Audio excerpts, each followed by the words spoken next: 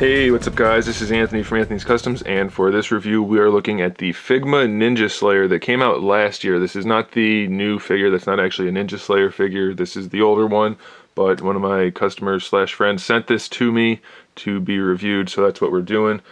This is the packaging. If you're curious, if you're looking for this guy online, this is his packaging. Let me set everything out of the way so I can show you. Dark red on the top, nice big window like all the Figmas, number 225.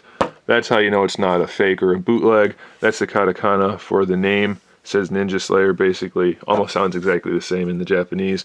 And these are his little speech bubble accessories that, unfortunately, not really, because it's not my figure, so I don't have any say in it. He hasn't opened these yet, so I'm not going to, but I'll point out right now, these accessories are pretty spiffy. They're nice clear plastic with really finely printed, very nicely printed, except for maybe that little error right there. Really nicely printed speech bubbles that go on these little stands that it came with. So very cool accessory. That's what they look like. Unfortunately, excuse me. Unfortunately, I can't show you those because I'm not going to open up his stuff. But still, very cool figure. And then that was the packaging. Let's go over all of the accessories first, just because there are so many. The first thing is, of course, the most important, our spare accessory bag, which for this guy might actually come in handy, because if you don't keep the packaging, you will lose this guy's stuff. There's just way too much of it.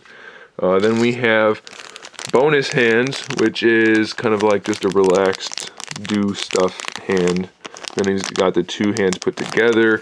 We've got a spare wrist peg, a display stand peg, and then this is for holding up those things, I think. Let's see. I literally just got this figure out of the box, and I've never seen one in person before, so let's see what we have going on here. Yeah, so I was right. That pegs into his back, and that holds up these kind of speech bubbles. So nice little bonus that they included with that. This guy's chock full of stuff, and I know nothing about Ninja Slayer, but I might go buy one for myself after seeing this guy. So we've also got our standard Figma display stage with the upright 3-hinged piece, and our array of hands, relaxed hands, karate chop hands, gripping hands, kind of like attack hands. Very nicely detailed. You'll see that on the fist hands that are already on him. And of course we do have the fist hands. You can see they did a really good job with these hands. And this guy's a fairly large figure for a Figma. He's about, well, I guess he's not that large. He's just not small at all. About 15.5 centimeters, which puts him at 6 inches tall. So it does have some decent size to it. I know actually a lot of the Figmas have been around 6 lately. But some, for a while there, they were fairly small. And this guy is not one of those. Okay, so more accessories, lots more. We have the interchangeable scarf. So this scarf, yeah, that one looks cool, but this one looks really cool. This one's sculpted in a windswept fashion, but it has that really nice tattered effect, and they're both shaded really well. So those are cool accessories. Then we also have his throwing star accessory, where they look like they're spinning, and they have like a little wind effect on them. We have a grappling hook accessory, which is on bendy wire, so that's really cool. Very nicely done, very fine detailed piece. I mean, I know it's just little metal hooks, but it looks good. It's very well done. We have his nunchucks with a really nice gold chain on there, very fine chain. Basic handles, but still a cool accessory. We have a dead ninja head with a cool faceplate. Nice detail for just an accessory. And then we have his little fiery thing, whatever this is. It snaps onto his arm, I believe. I'll show you guys all this stuff in the photos at the end, by the way, just so you can see it in use, but I just want to go through it now. So it's really deep red, but it is translucent, so it's a really cool look to it. Very nice. And then we have a throwing star all by itself, which is super tiny. Really well done, but it's very tiny, so be careful you don't lose this piece. Nice finish on that. Then we have what I think are food items. It looks like food items. Can't say for sure. But I think so. This one looks like fish, like salmon, and then rice on top. This one looks like, I don't know, maybe tofu with rice and seaweed? I'm not sure, but either way, nice little accessories. And then we have interchangeable faces. So we have the standard face right here. And then we have whatever that face is supposed to be, Deadpool face. And to go with the other heads, he has this, which I don't know what that's supposed to be, but I mean, obviously it's a face with big teeth and stuff, and it's well enough done, but I don't know what that is. So if you're familiar, then there you go. If you're not familiar, then you're in the same boat as me, but he does have it, and it does look like they did a good job with it. And then we have this one, which is something else. I don't know. He's got a big eye under there, and then he's got this clear piece with the red line on it. Again, like I said, I don't know anything about Ninja Slayer, but I wanted to show you guys the figure because people ask me about it, and it's a really cool figure, and why not? So let's look at the actual figure now. I remember talking about this guy when I went to Toy Fair in 2014 and said he was a really cool looking figure, and he is. I have one gripe about him, actually two, but they're minimal and they're just personal opinion things. Otherwise, he's a technically really good figure. He's mostly all red, and it's mostly uniform. Some of the bits aren't quite shaded as heavily, but still looks good, and there is shading throughout. Nice sculpt work throughout. I really like the way they did the like forearm pieces, and then like the little studs up here. Just nice detail. It looks good. The whole figure is very nice looking for being so monochromatic. I'm very pleased with the overall look and the sculpt. As far as the head sculpt or head articulation, let's just pull that out and I'll show you. So he's got basically the ball peg that goes down here to let that move around, peg going this way, and the hinge up here. We can move that, and then the neck is on the same type of joint, it looks like, so that moves all around. Also, you can see that nice undershirt, nicely painted. And then this piece just floats on top to look like it's connected to the scarf, but it's not actually. That way it doesn't impede articulation. So let's put the head back on. And one of my gripes is that the heads do seem a bit small, and that might be just the way they're drawn. I assume it's from a manga or an anime. I'm not sure, to be completely honest. I don't know. And let's just pop the face off, because that's how you swap the faces off. Easier to put the head back on that way. There we go. So I don't know. It doesn't.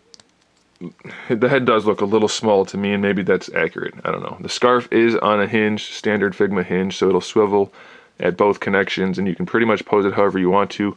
It feels a little stiff in this connection here, so I'm not going to force it right now. But you can move the scarf around for posing, and that'll be good. For the shoulders, standard Figma shoulders, ball peg in the torso. Then we get our hinge. I'll just show you. Figmas are easy to take apart mostly, so I don't mind doing that even though it's not mine. So we have the ball peg in there, then we have the ball hinge here, and then the hinge for the bicep swivel that pegs in there. Shoulder pads are soft, so they shouldn't get in the way too much. I'm not going to force anything like that because I don't want to mess up the paint or anything on a figure that's not mine. But it looks like it should be good for posing, no problem. Elbows, again, standard Figma hinges. You guys should get the idea by now. Most Figmas have the same set of articulation for the most part. So we get better than 90 degrees, which is fine with me, and it's fairly well hidden on this figure. I don't mind that hinge too much this time. You do get a little bit of a swivel at both ends as usual. And then for the wrists, sometimes the wrists are a little different for the Figma, so let's see what we have going on. Tiny peg, be careful with that, but we do have the ball hinge. Looks like it's not going to break too easily because it doesn't have too much resistance. It's just a tiny little lip on there. So that should be okay for swapping out hands. Just don't be careless when you're doing it. For the torso, let's see what we have. If it comes apart easily, then it's one type. If it doesn't, then it's another. It does. So that's our ball hinge. Same thing as the neck and shoulders, basically. Ball peg in the upper torso, hinge here, and then a peg at the bottom. So that basically gives us all of our articulation. The only problem with it on this guy is it's buried so far into that lower torso that it's a little bit more limited than it needed to be, I think. They could have sculpted a little bit differently, but you can get a decent ab crunch out of the top. Go all the way back if you want to, and then of course you can move them around. It's just a ball peg in this lower torso, so you can move that all around right there. Really posable, this guy. One of the problems I have with this guy, other than the head, is that his chest looks a little bit too much like man boobs. I know what they were going for. I don't think it comes across very well unless you pose them in a way that hides them. So that was one of my biggest gripes with that. I don't think it looked like that at Toy Fair, but I don't really remember. Like I said, you can pose it to make it not stand out, but it does look a little weird sometimes. So we have our floating soft plastic crotch piece, so that's a good thing. Then we have our standard Figma hips, which is connected, is a three-way ball peg, which is the one that connects to the torso and then to each hip. We have the socket that goes around those ball pegs to move the hips around. Then we can move the hips or the thighs around that socket also for a thigh swivel. So you can get pretty good range of motion out of this guy, and it looks good all the same. So that's nice. For the knees, standard Figma knees, but nice range of motion, and they look fairly decent.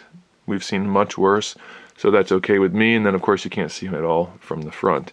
For the ankles, standard Figma ankles, same type of hinge, and they have pretty good range of motion without looking too bad.